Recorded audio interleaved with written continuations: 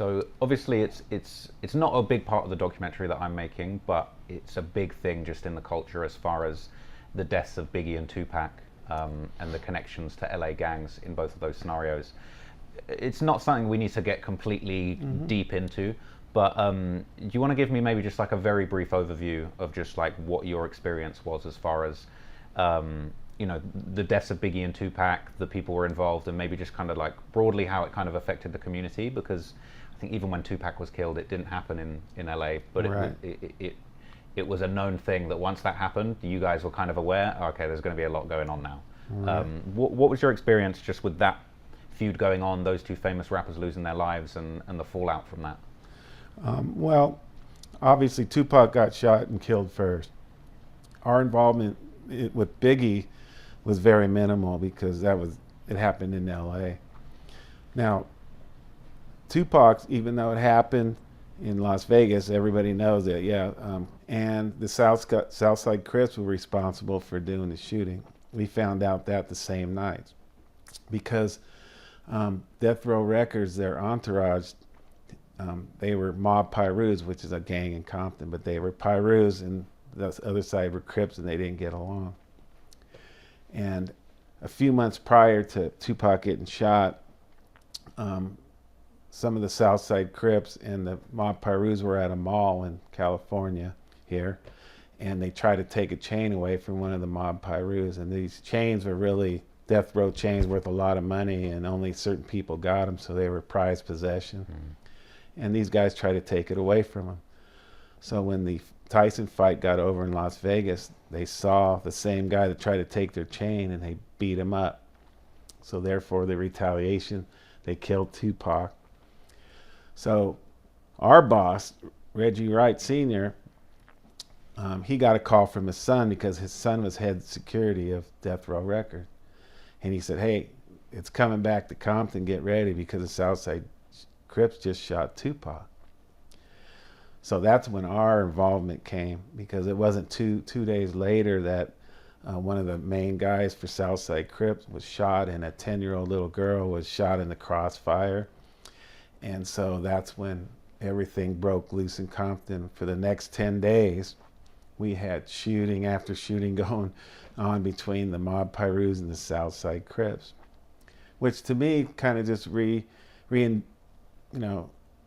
trying to find a word for it, but it was like, yeah, that's the Southside Crips were really responsible for doing the shooting. That's why this war started, because if they weren't, there's no war would have started in Compton, right? So we had 3 murders and 10 attempted murders and a couple other shootings in the next 10 days after Tupac was shot as a result of him getting shot in Las Vegas. So we put together a mass, warrants, and we hit everybody's houses on both sides, like 40 location search warrant. And we had Las Vegas detectives come down and try to interview these guys, but nothing ever came of it until Keefe D was recently arrested. But yeah, the war in Compton as a result of the Tupac getting murdered was a big thing here. Yeah, it sounds like it was just that was just huge. That was huge news all over the world at the time, and kind of all concentrated back on this area that you were dealing with. It really did. Now, Tupac, I believe Biggie getting killed was a result of Tupac getting murdered. We were involved in that just a little bit, and my partner was involved in a task force. But we didn't really get involved in that. But I do believe that it was a result of Tupac getting murdered. So to change gears a little bit, another question I wanted to ask about, it kind of relates. I heard a lot of different stories about Suge Knight and some of that group kind of working with, off-duty police or police that were kind of involved, maybe had ties to gangs and things like that as far as security.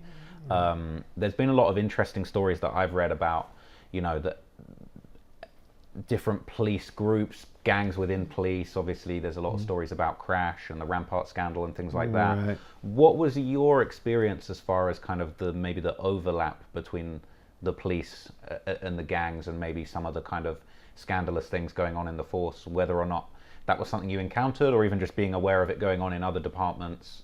What was your your experience of you know, the overlap between gangs and policing? Well, the only time it really in my career where it overlapped was as a result of Tupac getting shot, because the person that ran the security for Death Row Records was an ex-police officer. His name was Reggie Wright Jr. His father was our boss, Reggie Wright Sr. So there was like a conflict with there. So when he got Reggie Wright Jr., I know this is kind of confusing with father and son, yes, but he got hurt on duty and he had to retire. And he grew up in the same neighborhood as Suge Knight, and they knew each other. So he goes, "Hey, come be my security." And so once he formed his security, he started hiring off-duty officers to work it. Now, Suge Knight, he surrounded himself with the entourage of mob Pyrus, but they weren't supposed to carry guns legally. Now, did they? Of course they did. But to have people that can carry guns legally, that's where the security came in and the hiring of off-duty cops. So when you're with these guys and you're going to nightclubs and you're going to different events, okay, there's incidents that happen. And there was incidents that happened where people got killed and shot, and a lot of our officers were there. And then it wasn't only Compton, it was from Inglewood and LAPD. Reggie hired a bunch of different police officers to do security for him. So that's where the conflict came in, because now we had to go interview these guys, and they were saying, "Hey, I didn't see nothing.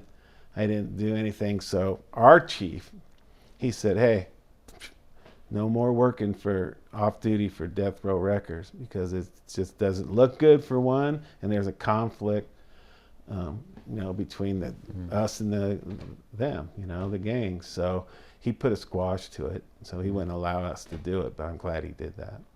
Yeah, it makes sense. Kind of, it's a bit crazy to think you got Suge and all these serious gangsters, and then on the outside they got real police, and then kind of everyone's all kind of blurring the lines. It's a really crazy story. It's just obviously one of the most sort of famous names when it comes to the kind of, you know, scandal between the police and the gangs is Rafael Perez. Is that someone you ever had any interaction with? No, because Compton had nothing to do with LAPD. We were our own city, had our own city government. LAPD is a big department with thousands, 10,000, 12,000 officers, I don't know how many. And we never had any contact. Them guys were stationed somewhere not even close to Compton.